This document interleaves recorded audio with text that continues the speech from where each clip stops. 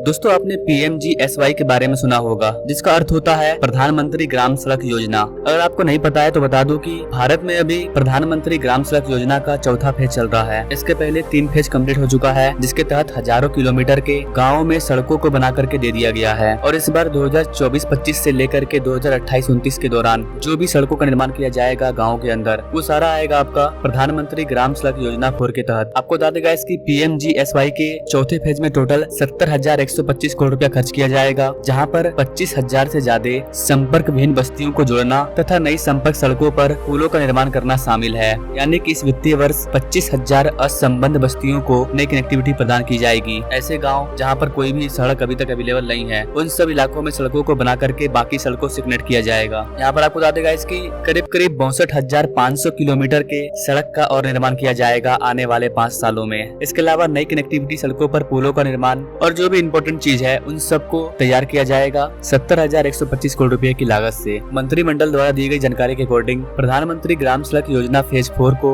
वित्तीय वर्ष 2024-25 से वित्तीय वर्ष 2028-29 के लिए शुरू किया गया है। इस 70,125 करोड़ के बजट में 49,087 करोड़ रुपया का जो बजट है वो सेंट्रल गवर्नमेंट के द्वारा दिया जाएगा और बाकी का जो 21,037 करोड़ रुपया है वो स्टेट गवर्नमेंट के द्वारा दिया जाएगा। इस योजना के अंतर्गत मैदानी इलाकों में 500 प्लस जनसंख्या वाली 25,000 असंबद्ध बस्तियां, पूर्वोत्तर और पहाड़ी राज्यों के केंद्रशासित प्रदेशों, विशेष श्रेणी क्षेत्रों जैसे कि आदिवासी इलाका, अनुसूचित जनजातियां, कई जिले, रेगिस्तानी क्षेत्र, इन सब में 250 प्लस तथा जनगणना 2011 के अकॉर्डिंग वामपंथी उग्रवादी प्रभावित जिलों में 100 से ज्यादा जनसंख्या वाली बस्तियों को कवर किया जाएगा। मतलब प्रधानमंत्री सड़क योजना का जो फेज 4 है, इसके अंतर्गत लगभग सभी इलाकों में सड़कों की कनेक्टिविटी कर दी जाएगी। इसके बनने से 25,000 से ज्यादा गाँवों को 12 महीना कनेक्टिविटी मिलेगा सभी मौसम में। दूर दराज के ग्रामीण क्षेत्रों में आवश्यक सामाजिक आर्थिक विकास और बदलाव के लिए 12मासी सड़कें उत्प्रेरक की भूमिका निभाएगी। बस्तियों को जुड़ते हुए आसपास के सरकारी, शैक्षणिक, स्वास्थ्य, बाजार, विकास केंद्रों को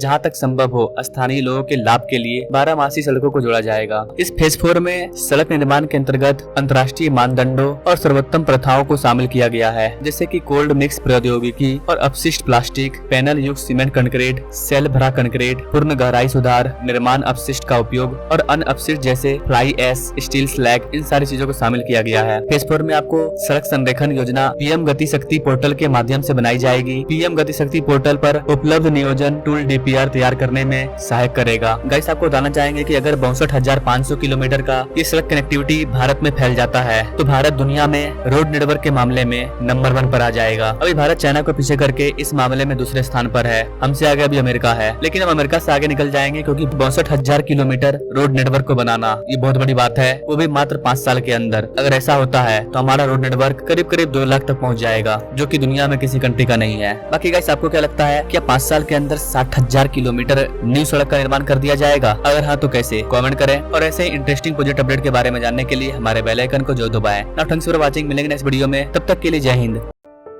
महात्मा गांधी कहा करते थे कि भारत गांवों में बसा हुआ है, लेकिन हम देख रहे हैं कि आजादी के इतने सालों के बाद गांव और शहर के बीच खाई बढ़ती ही चली गई। जो सुविधाएं शहर में है, क्या गांव उसका हकदार नहीं है क्या? अगर बिजली शहर को मिलती है तो बिजली गांव के गरीब के घर तक जानी चाहिए कि नहीं जानी चाहिए? हर गांव में भी सरकार है, लेकिन वो बिखरा पड़ा हुआ है। आवश्यकता ये है कि हम मिलकर के नेतृत्व दें। हम तब तक गांव का विकास नहीं कर पाएंगे जब तक हम गांव के प्रति गौरव और सम्मान का भाव पैदा नहीं करेंगे। गांव तय करे तो दुनिया देखने के लिए आए, ऐसा गांव बन सकता है। जितना महत्व दिल्ली की बड़े से बड़ी संसद का है, उतना ही महत्व ये मेरे गांव की संसद का है। और इसलिए ग्राम सभा को भी बल देने की आवश्यकता है। गांव का अर्थकारण ताकतवर बनेगा तभी देश का अर्थकारण ताकतवर बनेगा। जब तक गांव के गरीब की खरीद शक्ति नहीं बढ़ती, देश की इकोनॉमी में बल नहीं आता है। आज से हम शुरू करें, अब रुकना नहीं है, थकना नहीं है, अविराम चलते रहना है, गांव के सपनों को पूरा करके रहना है।